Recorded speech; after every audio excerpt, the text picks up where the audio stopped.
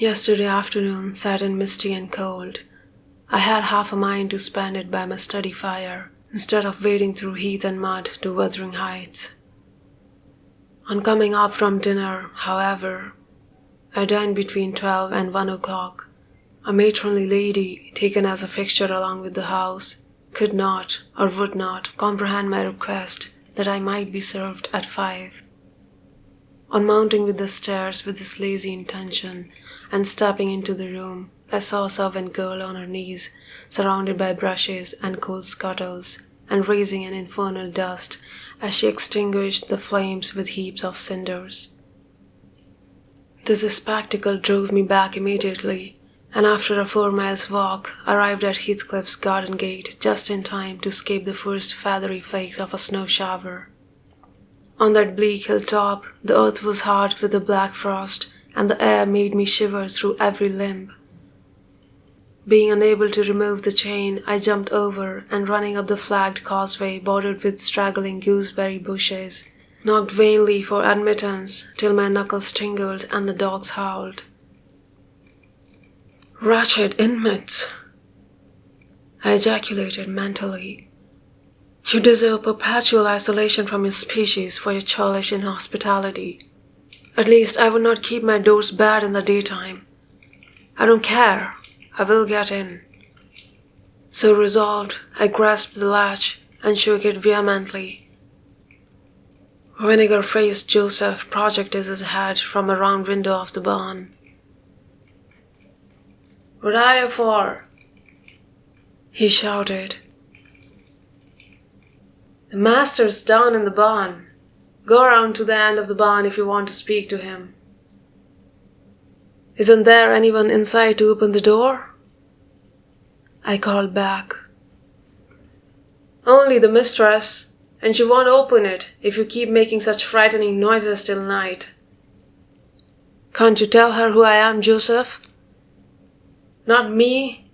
I'll have nothing to do with it," he muttered and disappeared. The snow began to drive thickly. I seized the handle to essay another trial, when a young man without coat and shouldering a pitchfork appeared in the yard behind. He hailed me to follow him, and after marching through a wash house and a paved area containing a coal shed, pump, and pigeon cote, we at length arrived in the huge, warm, cheerful apartment where I was formally received.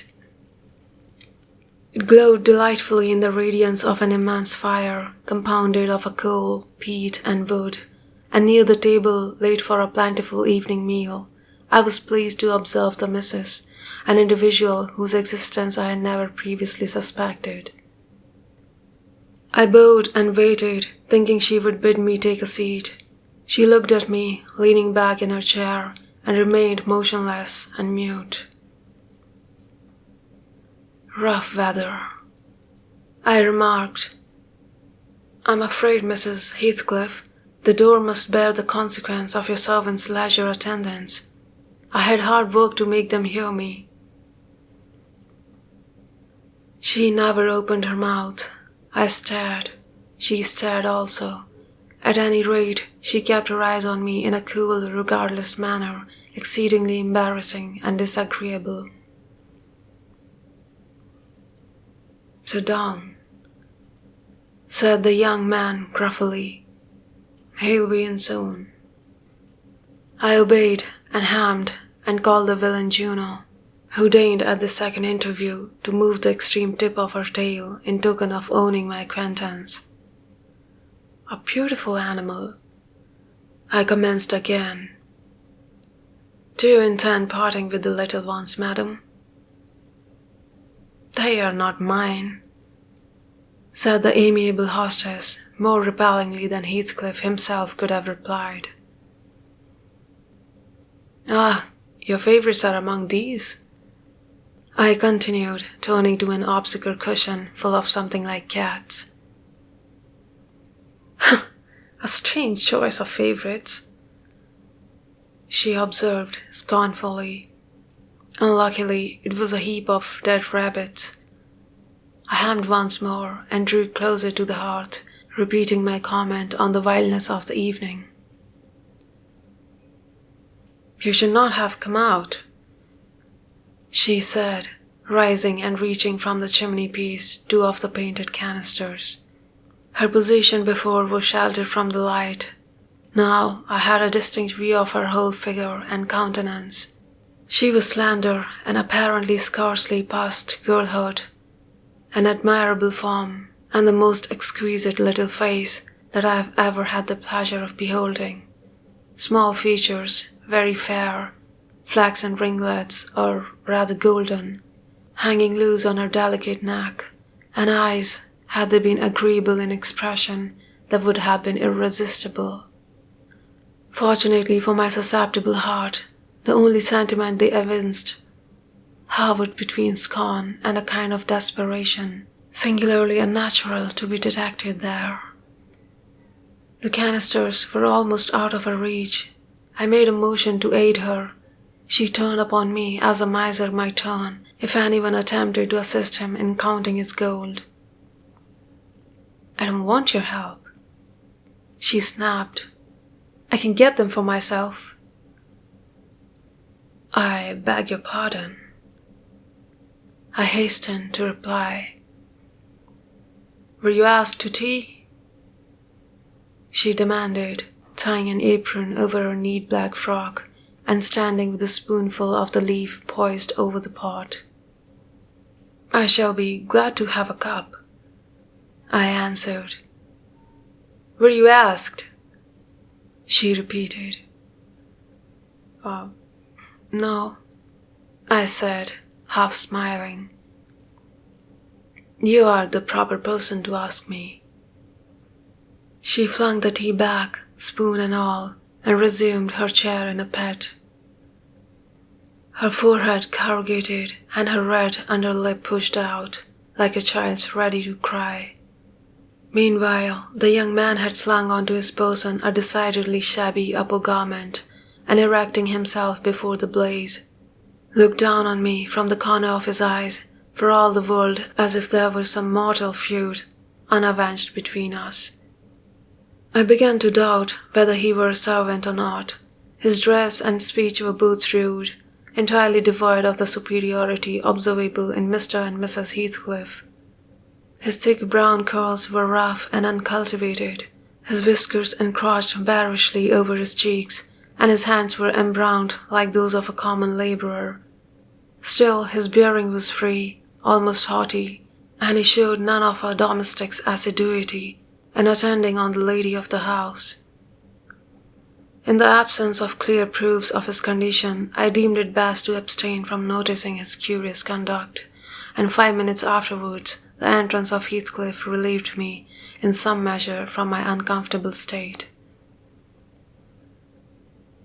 "You see, sir, I am come according to promise," I exclaimed, assuming the cheerful, "and I fear I shall be weather-bound for half an hour if you can afford me shelter during that space." "Half an hour?" he said, shaking the white flakes from his clothes. "I wonder you should select the thick of a snowstorm to ramble about in. Do you know that you run a risk of being lost in the marshes? People familiar with these moors often miss their road on such evenings, and I can tell you there's no chance of a change at present. Perhaps I can get a guide among your lads, and he might stay at the Grange till morning. Could you spare me one?" "No, I could not."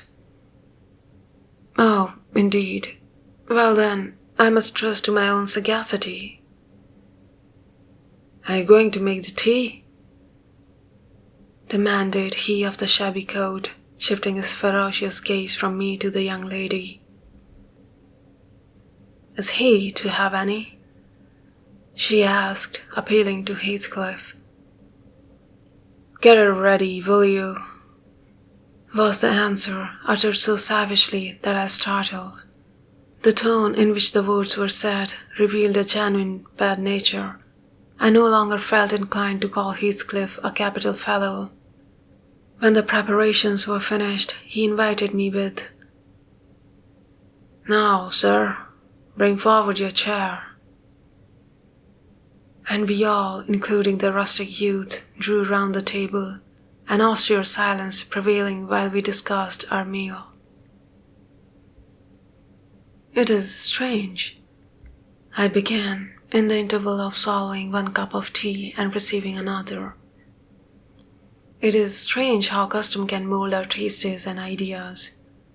Many could not imagine the existence of happiness in a life of such complete exile from the world as you spanned, Mr. Heathcliff. Yet I'll venture to say that surrounded by your family and with your amiable lady as the presiding genius over your home and heart—" "My amiable lady?" he interrupted with an almost diabolical sneer on his face. "Where is she, my amiable lady?"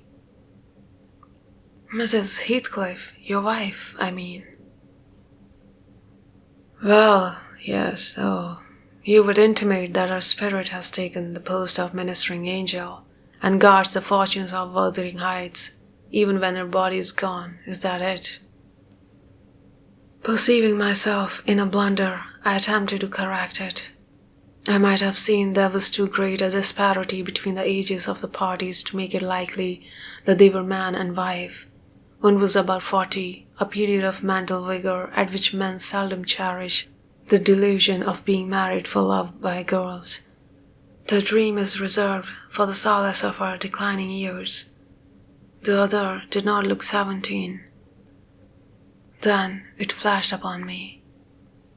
The clown at my elbow, who's drinking his tea out of a basin and eating his bread with unwashed hands, may be her husband. Heathcliff Jr., of course. Here is the consequence of being buried alive. She has thrown herself away upon that boor from sheer ignorance that better individuals existed. A sad pity. I must beware how I cause her to regret her choice. The last reflection may seem conceited. It was not. My neighbor struck me as bordering on repulsive. I knew through experience that I was tolerably attractive. "Mrs. Heathcliff is my daughter-in-law," said Heathcliff, corroborating my surmise. He turned as he spoke, a peculiar look in her direction, a look of hatred, unless he has a most perverse set of facial muscles that will not, like those of other people, interpret the language of his soul. "Ah, certainly, I see now. You're the favored possessor of the beneficent fairy," I remarked, turning to my neighbor. This was worse than before. The youth grew crimson and clenched his fist with every appearance of a meditated assault. But he seemed to recollect himself presently and smothered the storm in a brutal curse muttered on my behalf, which, however, I took care not to notice. "Unhappy in your conjectures, sir," observed my host. "We neither of us have the privilege of owning your good fairy. Her maid is dead. I said she was my daughter-in-law. Therefore, she must have married my son." "And this young man is—" "Not my son, assuredly." Heathcliff smiled again, as if it were rather too bold a jest to attribute the paternity of that bear to him. "My name is Hatton Anshaw," growled the other, "and I would counsel you to respect it." "I have shown no disrespect," was my reply, laughing internally at the dignity with which he announced himself. He fixed his eye on me longer than I cared to return the stare, for fear I might be tempted either to box his ears or render my hilarity audible. I began to feel unmistakably out of place in that pleasant family circle. The dismal spiritual atmosphere overcame and more than neutralized the glowing physical comforts round me, and I resolved to be cautious how I ventured under those rafters a third time. The business of eating being concluded, and no one uttering a word of sociable conversation, I approached a window to examine the weather. A sorrowful sight I saw, dark night coming down prematurely, and sky and hills mingled in one bitter whirl of wind and suffocating snow. I don't think it possible for me to get home now without a guide. I could not help exclaiming. The roads will be buried already, and if they were bare, I could scarcely distinguish a foot in advance. Hurton, drive those dozen sheep into the barn porch. They'll be covered if left in the fold all night, and put a plank before them, said Heathcliff. How must I do? I continued with rising irritation. There was no reply to my question, and on looking round I saw only Joseph bringing in a pail of porridge for the dogs, and Mrs. Heathcliff leaning over the fire, diverting herself with burning a bundle of matches which had fallen from the chimney piece as she restored the tea canister to its place. The former, when he had deposited his burden, took a critical survey of the room, and in cracked tones grated out, I wonder how you can bear to stand there doing nothing in wartime, when everyone else has gone out.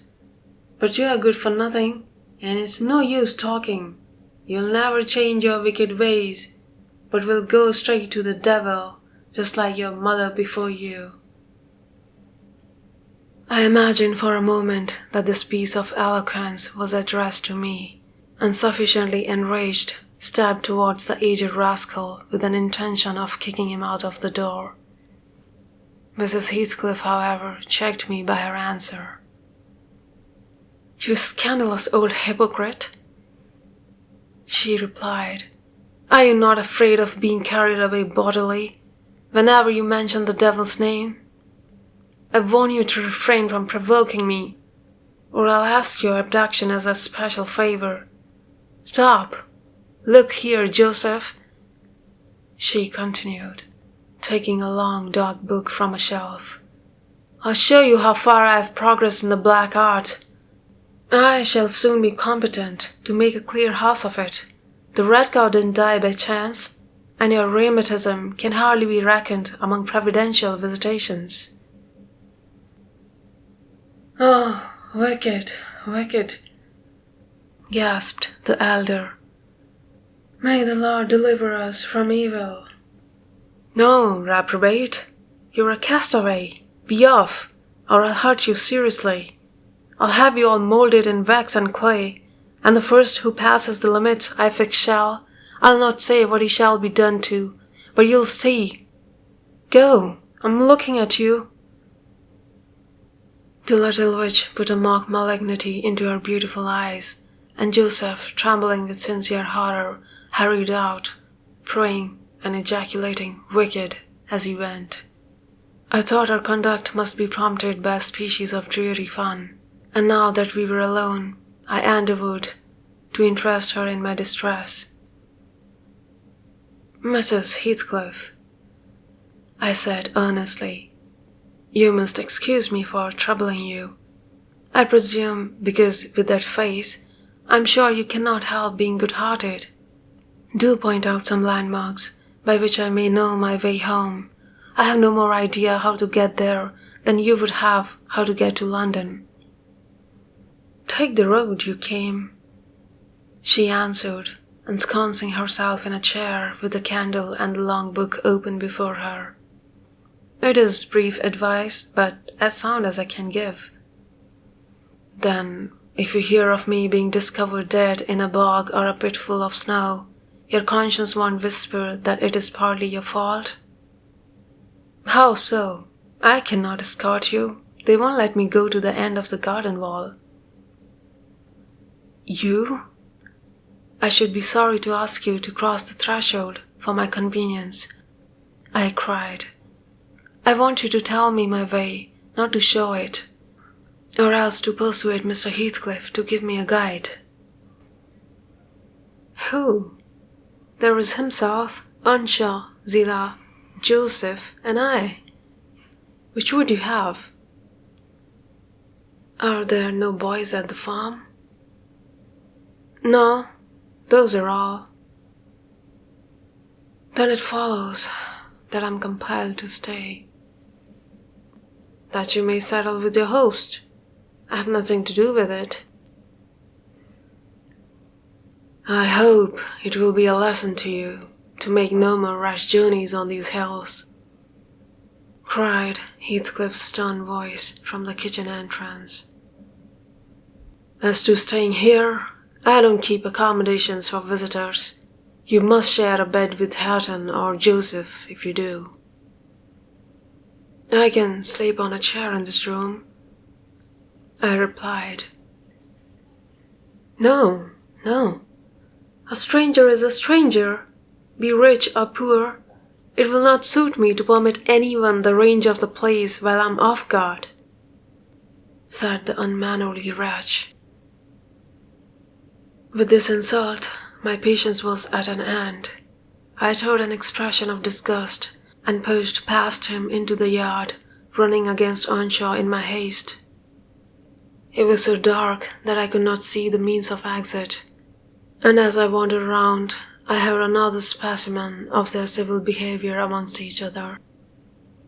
At first, the young man appeared about to befriend me. I'll go with him as far as the park, he said. You'll go with him to hell, exclaimed his master, or whatever relation he bore. And who is to look after the horses, eh? A man's life is of more consequence than one evening's neglect of the horses. Somebody must go, murmured Mrs. Heathcliff, more kindly than I expected. Not at your command, retorted Hareton. Then I hope his ghost will haunt you, and I hope Mr. Heathcliff will never get another tenant till the Grange is a ruin, she answered sharply. Listen, she's cursing to him, muttered Joseph as I walked towards him. He sat within earshot, milking the cows by the light of a lantern, which I seized unceremoniously, and calling out that I would send it back on the morrow, rushed to the nearest postern. Maester, he's stealing the lantern, shouted the old man, chasing after me. Hey, Nasher! Hey, dog! Hey, wolf! Hold him! On opening the little door, two hairy monsters flew at my throat, bearing me down, while a mingled guffaw from Heathcliff and Hareton put the copestone on my rage and humiliation. Fortunately, the beasts seemed more bent on stretching their paws and yawning and flourishing their tails than devouring me alive. But they would suffer no resurrection, and I was forced to lie till their malignant masters pleased to deliver me. Then, headless and trembling with wrath, I ordered the miscreants to let me out, on their peril to keep me 1 minute longer, with several incoherent threats of retaliation that in their indefinite depth of virulence smacked of King Lear. The vehemence of my agitation brought on a copious bleeding at the nose, and still Heathcliff laughed, and still I scolded. I don't know what would have concluded the scene had there not been one person at hand, rather more rational than myself, and more benevolent than my entertainer. This was Zillah, the stout housewife, who at length issued forth to inquire into the nature of the uproar. She thought that some of them had been laying violent hands on me, and now daring to attack her master, she turned her vocal artillery against the younger scoundrel. Well, Mr. Earnshaw, she cried, I wonder what you'll have agate next. Are we going to murder folk on our very doorstones? I see this house will never do for me. Look at the poor lad, he's fair choking. Hush, you must not go on so. Come in, and I'll cure that. There now, hold you still. With these words, she suddenly splashed a pint of icy water down my neck and pulled me into the kitchen. Mr. Heathcliff followed, his accidental merriment expiring quickly in his habitual moroseness. I was sick exceedingly, and dizzy, and faint, and thus compelled, perforce, to accept lodgings under his roof. He told Zillah to give me a glass of brandy, and then passed on to the inner room, while she condoled me on my sorry predicament. And having obeyed his orders, whereby I was somewhat revived, ushered me to bed.